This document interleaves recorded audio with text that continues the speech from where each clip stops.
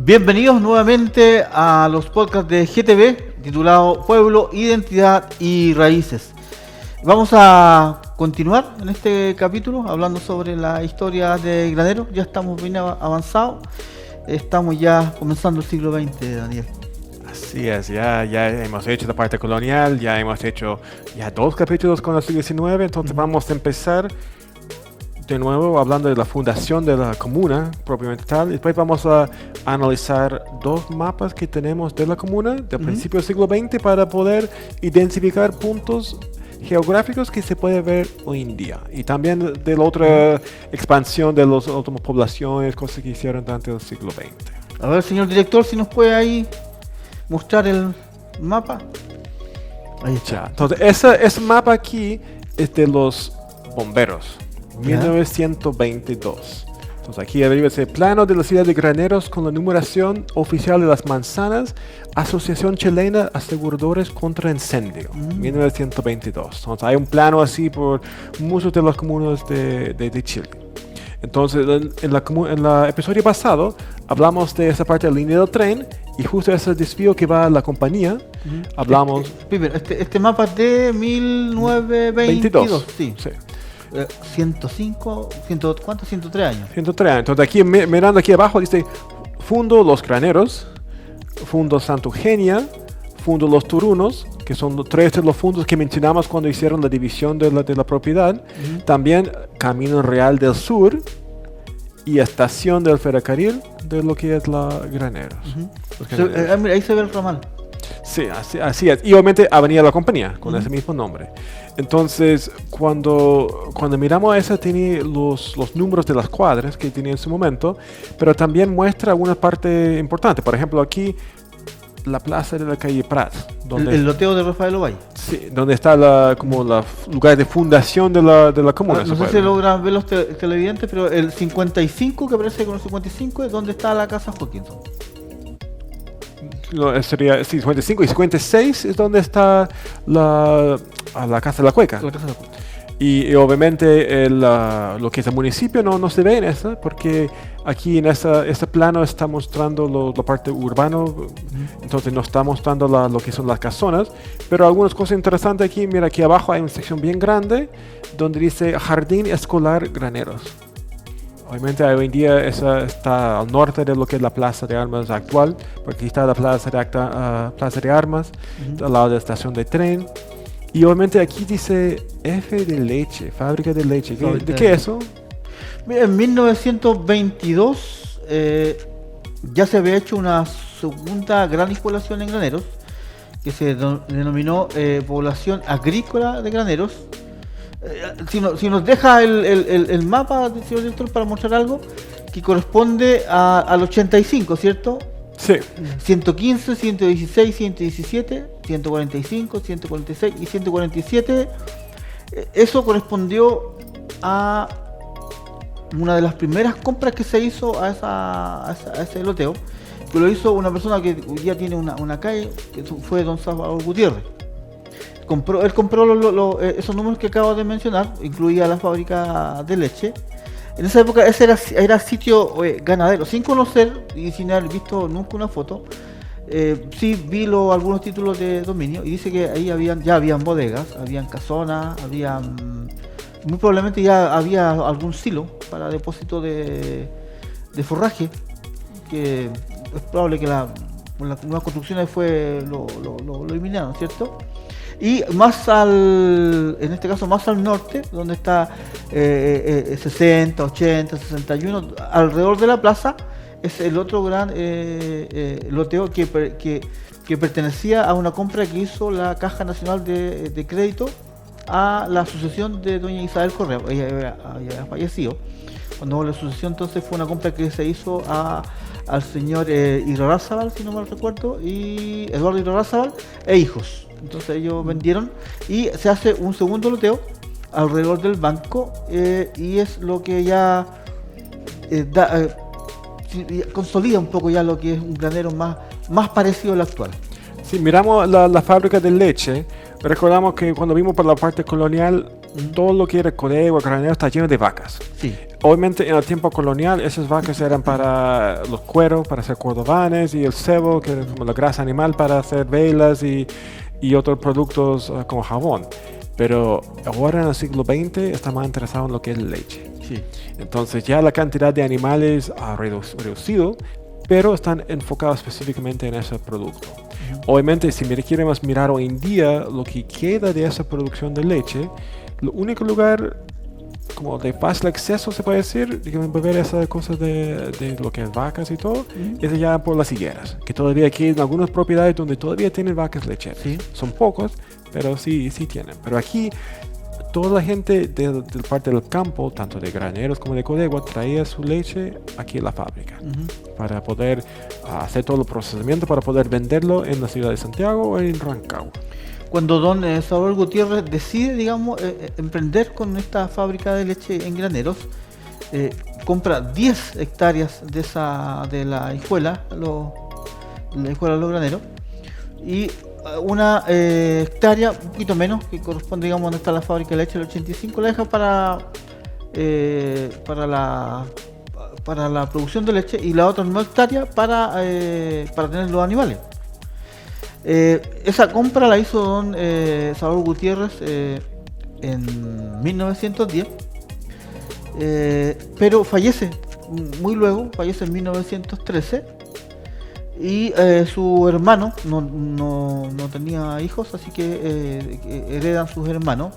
Ellos no tienen interés en seguir con el rubro de la lechería, y se produce una segunda o tercera ya gran venta de propiedades en granero, donde lo que es la fábrica de leche, que corresponde al número 85, es comprado por una empresa que trabajaba harto con leche, también radicada en Valparaíso, que era la empresa Wade y Scott Company, que le da también el nombre a una de las canchas que está ahí en el 79, que hoy día es donde está la cancha de la Nestlé, si no mal me equivoco. Y lo que es, digamos, los otros, las otras cuadras, las 115, 116, 117, ese loteo se denomina Población Salvador Gutiérrez. Hoy día no se conoce el sector como Población Salvador Gutiérrez, pero en la escritura así se denomina. Se hizo entonces un nuevo loteo, donde está la calle Valparaíso, la calle Santiago, la calle Concepción, calle, me parece que hasta la calle Estadio, no. Y obviamente esa viene de parte del siglo XX, donde los empresarios hacen sus fábricas, pero también empiezan a poner cosas civiles. Por ejemplo, si la fábrica de leche quiso tener trabajadores, como mencionamos en el episodio pasado, también tiene que hacer casas para sus trabajadores. Sí. Tiene que tener un colegio para sus trabajadores. Tiene que tener lugares para hacer deportes. Por esa misma razón, no es abnormal que la fábrica de leche tiene la cancha también, porque obviamente es la única manera que ellos pueden tener personas para hacer los labores dentro de la fábrica. Sí. Y obviamente ese es antes de la Gran Depresión, entonces todavía está creciendo la economía. Entonces aquí como graneros empezaba a dar forma. Pero obviamente aquí este mapa muestra la parte urbana, pero hay otro mapa que es un poco previo de eso, que vamos a ver. ¿Podemos ver el segundo mapa, por favor? Que va a mostrar tanto la parte urbana como la parte rural. Entonces aquí este mapa es de 10 años antes, pero nos muestra mucho las mismas características, pero algunas adiciones. Por ejemplo, una cosa que me llama la atención, aquí tenemos la ruta H, ¿sí? Y aquí al lado tenemos casas de inquilinos. Y estas poblaciones hoy en día todavía existen. Son las poblaciones que están antes de Socobesa, que son una cuadra de ancho, media cuadra de ancho, y son sitios muy chicos, es porque son justo inquilinos del tiempo del siglo XIX, principio del siglo XX. Pero también si miramos aquí por Santa Julia, tenemos toda la calle llena de casas de inquilinos, y después se dobla hacia las higueras, donde está la ermita, la Virgen allá en la esquina, se dobla allá, Sí. todo lleno de inquilinos. Y esas casas, pequeños sitios, todavía existen hoy en día. Y esas son cuando uno va por la calle Santa Julia, por un lado de la calle está lleno de casas chicas. Y por otro lado tiene empresas, tiene bodegas. Y eso es porque ya existían esas casas en el tiempo del principio del siglo XX, cuando se fundaron la ciudad de Graneros o la comuna. Pero también miramos aquí, tenemos el parque, eso no está al medio luna. Ujú. Y tenemos lo que era el jardín de esa gran casa que hoy en día no existe. Y obviamente años más tarde hicieron lo que la población, el parque allá también, lo que las dos poblaciones que están conectadas aquí, el Molchino aquí, la Pan de Azúcar, todos esos negocios están en este sector. Y ya estaban, pero también mencionamos aquí donde estaba la fábrica, y tenían las calles que van, y esta calle hoy en día no existe, esta calle no llega hasta la avenida de la compañía, pero tenía esos espacios abiertos acá y otros espacios donde había las casas ya construidas. Y también miramos aquí alguna población donde está el condominio Villa Camino Real, donde había una casona vieja ahí en su momento. Ahí aparece también los otros inquilinos que están enfrente, pero estos son cuando uno va por la ruta H enfrente. Hay algunas casas bien antiguas donde hay la empresa de cecinas hoy en día, todo ese sector. Es porque esos sitios ya existían, y después se compraban los sitios que van por adentro. Mira, se puede ver el actual parque comunal también. Sí, aquí el parque comunal, y aquí es donde está el municipio hoy en día. Sí. Y ahí obviamente esa era la casa patronal de los torunos. Y también tenemos la misma calle que va arriba a la población de los torunos hoy en día, que tiene las casas de los inquilinos ahí también. También nace una confusión, cuando doña Adelaida Correa le vende la mamá de don Rafael Ovalle a don Gregorio Donoso, el fondo de los torunos. Sabemos, digamos, que le dejó 2 porciones a su hijo, que es donde está el loteo Rafael Ovalle y donde está la casa Hawkinson. Pero don Gregorio Donoso no tuvo por mucho tiempo el fondo o hacienda, y la vende a un señor también nuevamente de Talca, y este señor se llama era de apellido Correa Albano, pero no tiene nada que ver con los Correa Toro. Es otro, digamos, descienden de otro soldado español de apellido Correa, porque hay gente hoy día que piensa que también son familiares de don Rafael Ovalle, y no son familiares. Probablemente tenían algún tipo de... Sí, son los coreos son de Bichuquén, de ese sector colonialmente, mientras que los coreos Sada de otro Sí, otro sector. entonces de ahí nace la calle, digamos, del dueño, que Francisco Correa Albano, que es la que está terminando, digamos, lo que es el actual parque comunal. Sí, y ahí también podemos ver, mira, aquí es el canal Don Benito, y ya se nota algunas partes de aquí ya donde está bien ancho el canal, porque está inundando generalmente los campos. Pero también miramos aquí abajo, tenemos la calle que va por la fábrica y termina aquí en esa casa, y esa casa después es el estadio. Sí. Y tenemos la calle Estadio, que ya en ese tiempo es una calle más ancha que las otras calles. ¿Por qué? No, es parte de la división que no tiene se ven casa por el otro sector. Lo mismo pasa, digamos, frente a Arturo Prat Sur. Todavía no existe un Arturo Prat Norte, no existe la población Los Aromos y ninguna de las poblaciones que está detrás de la actual supermercado que está por ahí en la esquina, ni tampoco de Los Aromos hacia atrás.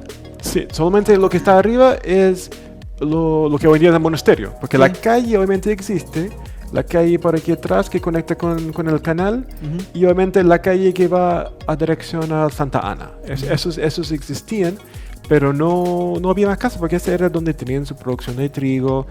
Todavía no tienen árboles frutales, porque los árboles frutales llegan a la región mediados del siglo XX, cuando por orden del gobierno dicen que van a sacan todo lo que son las vacas lecheras y los mandan al sur, para poder poner en su lugar árboles frutales, como un plan nacional de cambio agrícola, para poder utilizar mejor las tierras más al norte para la producción de lo que son las manzanas, naranjas, duraznos, como encontramos hoy en día. ¿Por qué este sector, a lo mejor tú puedes darnos respuesta a eso, por qué este sector perdió competitividad en lo ganadero? No, es que era específicamente por un orden del presidente, un plan económico del presidente Frey, que por orden decía, las vacas tienen que irse. Eran sacarlos para obtenerlos a Osorno, en esas partes donde necesitaban mejorar la economía allá, pero también tenían toda esa producción de fruta, que ahora que existía maneras de hacer más conserva, de poder vender fresca y todo, necesitaban generar más lugares para producir eso. Entonces, una manera de poder utilizar mejor el terreno era sacar a esos animales de la parte urbana. Y obviamente el trigo también se bajó su valor, entonces ya no tenían mercados extranjeros de tan fácil acceso para vender el trigo, entonces ya también estaban produciendo más el trigo al sur. Entonces ahí es donde empiezan a poner lo que son los árboles frutales aquí en el sector. Y obviamente aquí cuando miramos este plano hay otros puntos donde también se genera interés. Por ejemplo, aquí en la Avenida Compañía, aquí hay algunas casas aquí en el sector de los Torunos que cuando uno va también se ven hoy en día. Hay un motel, hay unos talleres que están ahí que son mucho más antiguos que las poblaciones nuevas que crearon su alrededor. También tenemos la calle Santa Ana para ir a la carretera, que obviamente no está aquí la carretera todavía. Pero aquí se nota algunas casas, y esas casas están al otro lado de la carretera, porque la carretera sería en esta parte para acá, cerca de Don Benito. Entonces, esas casas de Santa Ana son cerca del Cerro de la Compañía. Entonces, uno cuando va por la calle Santa Ana hoy día, llega a la carretera, está cortado, y uno puede cruzar la carretera y seguir por la calle Santa Ana yendo hacia la Compañía. Sí. Y eso se ve aquí en ese plano. También el mismo tenemos el parque deportivo que vimos en el otro plano, tenemos la plaza de armas que vimos aquí, pero aquí en este plano no tienen muy bien descrito la plaza chica que hay en Arturo Prat, porque era una plaza ceremonial para la creación de la ciudad, no tenía mucho más uso, se puede decir. Entonces aquí cuando hacen este plano, que es 10 años antes del otro, no está. Entonces genera idea si no estaba porque no fue creada todavía propiamente tal, o si simplemente el autor aquí no quiso dibujarlo porque estaba poniendo otros detalles. Pero aquí es el plano con más detalle que tenemos de lo que era el centro de Graneros a principios del siglo XX. Bueno, ahí donde está la plaza, la Caja Nacional de Crédito Hipotecario, se reservó 3 espacios. Uno donde está el actual Banco Estado. En esa época no se llamaba Banco Estado, sino hasta el año 55. Se llamaba, como lo mencioné, Caja Nacional de Ahorro o Crédito Hipotecario. Y se reservó también una hectárea exacta para lo que es nuestra actual plaza. No sé si plaza de armas, porque no sé si será una plaza de armas la que nosotros tenemos, porque nunca hubo armas en ese sentido acá en Granero. Y también la otra reserva es la que está enfrente, que era una porción importante donde hoy día está la iglesia. Hubo una donación que hicieron la caja al arzobispado de Santiago, donde no existía todavía el arzobispado de Rancagua, y se hace la donación al arzobispado de Santiago, donde ya más o menos a 1935 ya se crea o se edifica la actual iglesia. Sí, porque previo a eso, si alguien quiso ir a la iglesia, tendría que ir a la compañía, o tendría que ir a las pequeñas capillas que estaban en Había una pequeña capilla, me dicen, en Arturo Prat, donde hoy día hay un club deportivo. Ahí había una pequeña capilla, pero entiendo que era cedida, que no era formalmente un recinto eclesiástico. Sí, no, en forma general, cada uno de esos lugares, los Torunos, Santa Ana, los Graneros, cada uno de esos lugares tendría su propia capilla adentro de su hacienda, como algo tradicional de las haciendas coloniales, porque los dueños tenían que asegurar que sus trabajadores podían ir a la iglesia. Y obviamente no van a querer que viajen los domingos a ir a la iglesia, no te van a traer la iglesia a ellos. Pero eso no significa que van a tener un sacerdote todas las semanas. Van a tener un sacerdote una vez al mes, una vez cada 2 meses, dependiendo del recorrido que hace el sacerdote, que en este caso sería el sacerdote que viene desde Codegua. Bueno, cuando uno o la gente que tiene la posibilidad de ir al sector del Carmen, ahí hay una capilla grande para hacer capilla, y en el frente cuando tú entras dice afuera construida en 1905, pero era privada, era de parte del predio de la Leonera. Así es, y obviamente gran parte de las construcciones de aquí en Graneros, que es aquí en 1910, son nuevas cuando hacen este plano, porque en 1906 hubo un terremoto que destruyó la que había la compañía, destruyó gran parte de lo que era el Valle Central. Entonces aquí tenemos las nuevas construcciones. Entonces aquí esa sería la comuna ya empezando a crecer. Y uno de los detalles cuando, si tuviéramos este mapa en su forma original, uno puede ver el detalle que cada uno de esos sectores hay como unas casas dibujadas. Sí. Entonces uno puede ver, esa era como era la casa que estaba en ese momento. Y obviamente hasta el año 85, la mayoría de esas casas todavía estaban de pie.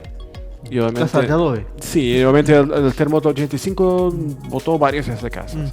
Y después del terremoto 2010 siguió botando casas. Obviamente botó la mayoría de lo que está en Arturo Prat, algunos que estaban en Antonio Varas, Cauciño, en esos sectores. Sí. Y ahí se redujo la cantidad de esas casas antiguas que estaban en ese tiempo. Obviamente todavía algunas existen. Por ejemplo, si tenemos el hospital que está acá, enfrente del hospital hay algunos edificios antiguos. Sí. No están en muy buen estado, quizás algunos, pero son los mismos que aparecen aquí en ese plano. Entonces ahí se me dice, aquí todavía existen algunos. También en la casona del municipio, donde está obviamente el alcalde hoy en día, ese también está aquí en este dibujo. Obviamente estos edificios han sido mejorados en los años, pero son los mismos edificios. Sí. Es el mismo sector. Y también algunos de las casas, por ejemplo, en la entrada de San Ramón, todavía existen algunas casas ahí. Y también por allá cerca de la Medio Luna, también existen algunas de las casas más antiguas. Sin hablar de la compañía en otros sectores más rurales. Quedan algunas casas, pero las muy poquitas casas digamos, y digamos, es como el recuerdo de un paisaje antiguo. Probablemente futuros terremotos ya van a terminar por botar las pocas que quedan.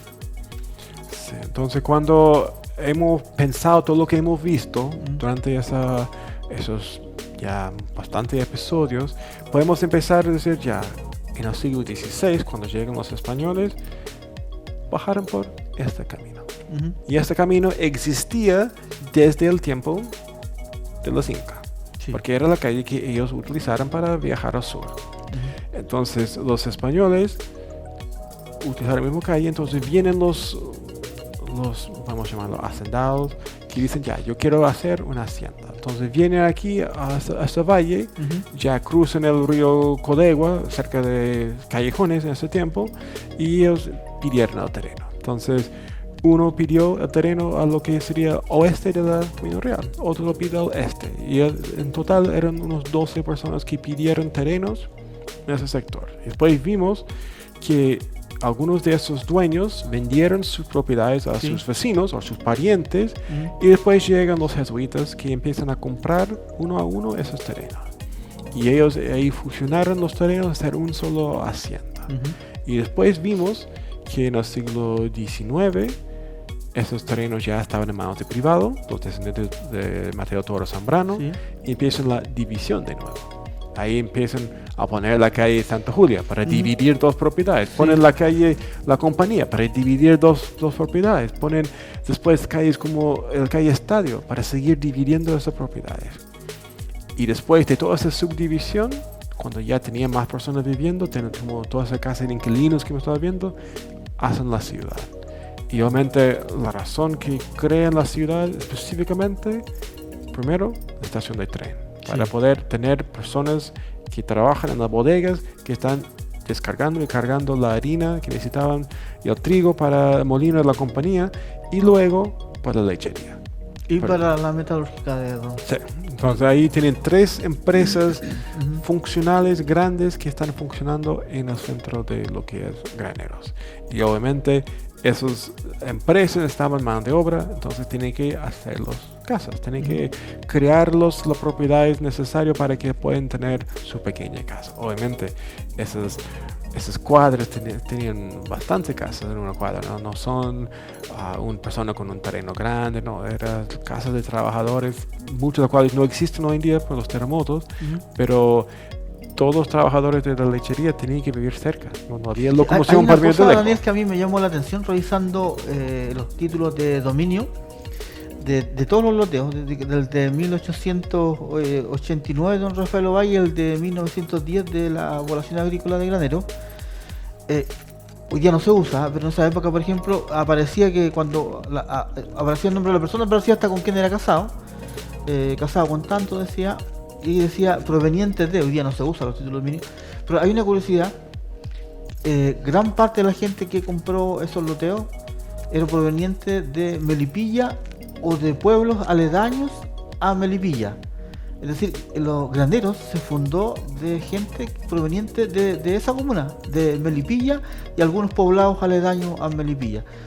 Tuve la opción, me llamó la atención, revisé un montón, y varios dicen Melipilla o un pueblito chiquitito al lado de Melipilla, Melipilla. Granero nace de ese pueblo, ciudad hoy día. Y me llama la atención cómo se logró que gente de ese sector tan alejado llegara acá a la sexta región. Probablemente, no sé, se corrió la voz, hubo algún tipo de oferta, no sé, pero es curioso de que Granero está fundado por gente de Melipilla. Sí, en el sentido como tú dices, personas que compraban los loteos que están aquí en los nuevos sectores, ellos eran personas que venían para trabajar en esas empresas. Entonces, esas empresas cuando se funden, buscan los trabajadores con los conocimientos necesarios, que puede ser, por ejemplo, la lechería de Melipilla sería súper común, porque es un lugar con mucho ganado en ese tiempo, pero también las personas que ya vivían en Graneros, todos esos inquilinos que están en esta fila allá, la fila de esta, ellos no van a tener casas en el nuevo loteo, porque ya tienen su casa, ya tienen un lugar para vivir y no existía esa especulación por casa, porque no iban a comprar una casa y después arrendar, no existía eso. Entonces, obviamente la población que ya estaba en Graneros, lo que ya estaban aquí desde el principio del siglo XX, ya tenían su trabajo también en el campo. Ellos tampoco iban a ir a trabajar haciendo camiones y haciendo locomotoras, porque ellos no tenían ese conocimiento. Ellos iban a estar plantando, cosechando, haciendo rodeos, haciendo arrieros. Entonces, obviamente traen esa otra población que podían cumplir con esas necesidades. Y ahí siguen creciendo, probablemente cuando se cambia la fábrica. Desde 1913 hasta 1935 la Weisco siguió como dueña de la lechería. Después la compra la Zona Alegra, que es una sociedad chilena productora de leche, pero ya con inversionistas extranjeros. Ya venían los suizos como socios de esa compañía chilena, ya habían recursos de Bebe. Y de ahí pasa después, digamos, como en los 80, si no mal recuerdo, a llamarse Chiprodal, y definitivamente después ya en los 90 ya como Nestlé. Sí, así es. Entonces podemos definir que obviamente esa es como nació la comuna de Graneros. Sí. Esos son los orígenes de la comuna. Como hemos conversado, hay personas que por mitos dicen que son los fundadores. Por ejemplo, ya hemos hablado de personas como la Quintrala, que nunca tuvo terrenos dentro de lo que es la comuna hoy en día de Graneros. Tuvo un pedazo de terreno en lo que es la comuna de Codegua, donde ella era dueña por 2 semanas, quizás 3 semanas. Nunca hubo un cacique en lo que es Graneros que era dueño de una propiedad, en el sentido que tenía dominio legal en el mundo español sobre una propiedad. Había caciques obviamente previos que sí vivían en Graneros, que eran dueños porque eran caciques de Graneros, pero no había ningún cacique que entregaba sus terrenos a los españoles diciendo aquí están, yo los tengo desde la Inca. No hubo eso. Hubo jesuitas, sí, que tenían sus terrenos aquí, pero no los recibían del rey, en el sentido los títulos de dominio que recibían los jesuitas propios como jesuitas estaban en Codegua. Sí. Todos los terrenos que estaban en Graneros eran de civiles que los jesuitas compraban. Exactamente. Entonces ahí podemos recordar a esos personajes, los Luis Toledos, los Jerónimo Venegas y los otros, muchos dueños que formaron lo que era el Valle de Graneros, que son las personas que canalizaron los ríos, que hicieron las calles, hicieron los puentes, que aseguraron que lo que era la línea de tren podía llegar. Eso son las personas que podemos sí recordar de lo que es la historia de nuestra comuna. Sí, bueno, nosotros llegamos hasta esta época, hasta el año 1935, que fue la meta que nos pusimos cuando redactamos la historia de Graneros desde 1542, de la llegada de los españoles a este valle, y hasta 1935. Con Daniel, cuando hicimos el libro, nos propusimos esa fecha porque pensamos que siempre hay que dejar trabajo para los colegas, ¿cierto? O para uno mismo también, uno nunca sabe, porque eventualmente lo puede retomar uno mismo el trabajo que hicimos nosotros hasta esa época. También lo hicimos de igual forma en este podcast. Queremos agradecer enormemente, digamos, primero a la sintonía que nos ha seguido a lo largo de estos 7 capítulos. Esperamos haber podido entregar, digamos, conocimientos nuevos, a lo mejor no tan nuevos para nosotros, pero quizás sí para los públicos, de lo que es Graneros. Nos dimos el trabajo, digamos, tanto en el libro como en este podcast de Pueblo, Identidad y Raíces, de desmistificar muchísimas cosas, como que la Quintrala, por ejemplo, nunca estuvo en la compañía, como que cómo nació el nombre de la comuna, que finalmente se lo puso la compañía de ferroviaria, y un montón, digamos, de cosas que dan, como bien dice el nombre del podcast, la identidad, digamos, a nuestros actuales habitantes. Y también pudimos apreciar, cuando hicimos el libro, revisamos, digamos, títulos de dominios de fines del siglo XIX, y muchos apellidos hoy día están, y es porque las familias siguen viviendo en Graneros. Hoy día son bisnietos, conversamos antes, son tataranietos, ¿cierto?, de los fundadores de Graneros. Muchos de nosotros, en el caso, por ejemplo, mío, mi familia no es oriunda de Graneros, obviamente tú tampoco, y llegaste de mucho más lejos, pero hoy día probablemente el 70% de la comuna de Graneros siguen siendo familiares, herederos, digamos, de los principales fundadores de Graneros, que fueron las personas que tuvieron los recursos o tuvieron las ganas, digamos, de emprender una vida acá. Pensar que gente de Melipilla se trasladó a esta pequeña villa en busca de nuevas oportunidades, y que finalmente da origen a una nueva comuna a lo largo de varios siglos. Ya, entonces esperamos que estos capítulos ayuden a las personas que quieren saber más de sus historias y sus raíces, tener esa información básica. También invitamos a los otros autores, los investigadores, los historiadores que quieren seguir investigando la historia de Graneros, que lo hacen, que publiquen sus trabajos, que utilicen los registros históricos, tanto de historia oral como de historia escrita, como los archivos, para poder sacar más información. Pero también que cuando vamos a los siguientes desfiles o paradas o actividades culturales como se hacen por el 18, que recordamos la historia de Graneros cuando vemos la gente bailando en la cueca, cuando vemos los guasos, sí, cuando vemos las personas que están ahí para poder hacernos recordar las raíces reales de nuestra comuna. Sí. Yo me siento, digamos, súper satisfecho por el tema, digamos, por este trabajo. Obviamente uno no puede entregar en 100 o 140 hojas toda la información que recopila, porque terminaría siendo un libro de 1000 o 2000 páginas, ¿cierto? Esto es un compendio de toda la investigación, lo que nosotros consideramos en algún minuto lo más importante. Nosotros con Daniel hemos ayudado, digamos, a la realización de algunas tesis de título.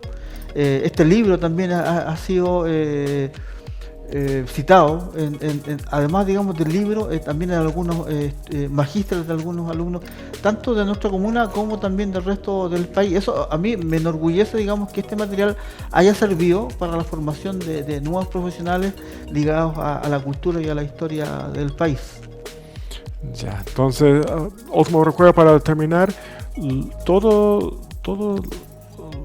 los mapas que hemos visto están en línea. Están parte del Archivo Nacional, la Biblioteca Nacional, entonces obviamente van a poder encontrar el enlace de cómo descargar este mapa si uno quiere analizarlo, verlo por sí mismo. También el mismo libro está en línea, sí, gratis para descargar. Digamos dónde lo pueden encontrar, porque nosotros cuando hicimos estos dos libros, cuando hicimos la historia del Valle de Codehuay, cuando hicimos la historia de Graneros, lo hicimos con fondos públicos. Obviamente recibimos alguna remuneración por el trabajo, pero nunca lo hicimos con un afán de lucro. Y inmediatamente, digamos, determinados los dos libros, quedaron disponibles para quien quiera. Los puede bajar, los puede leer en línea, los puede imprimir. ¿Dónde los encuentra, Daniel? Sí, están en la página de Academia EDU. Entonces uno escribe Historia de Graneros, va a aparecer el libro. Y ahí lo pueden descargar gratis en PDF. Y son 2 libros. Uno es la historia del Valle de Codegua y otro es la historia de Graneros. Hay una cosa que permite en la página también, dejar un mensaje para los autores. Sí. Agradeceríamos que lo hicieran. Hay mucha gente que... ¿Cuánto contamos el otro día que han descargado?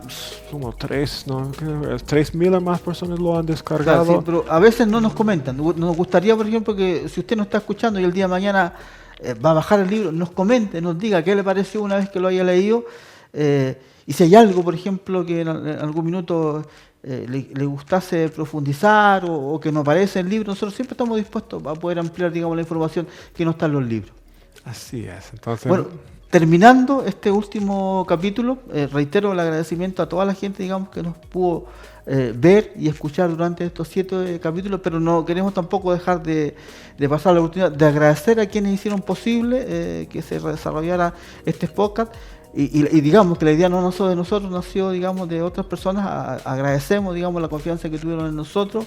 Agradecemos, digamos, a quien estuvo a cargo de las grabaciones y edición, a Black Producciones, ¿cierto?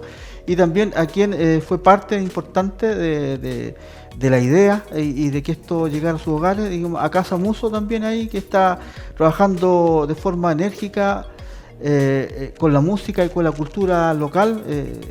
Agradecemos, digamos, ese empuje que está dando, digamos, a los artistas locales, y por supuesto no podemos, digamos, de agradecer a GTV Televisión, que nos abrió las puertas, que nos abrió su espacio, que nos entregó, digamos, toda su estructura y todo su equipamiento, digamos, para poder desarrollar este podcast, digamos, en algo que a nosotros nos apasiona, que es la historia de Graneros y un poco de su lugares cercanos.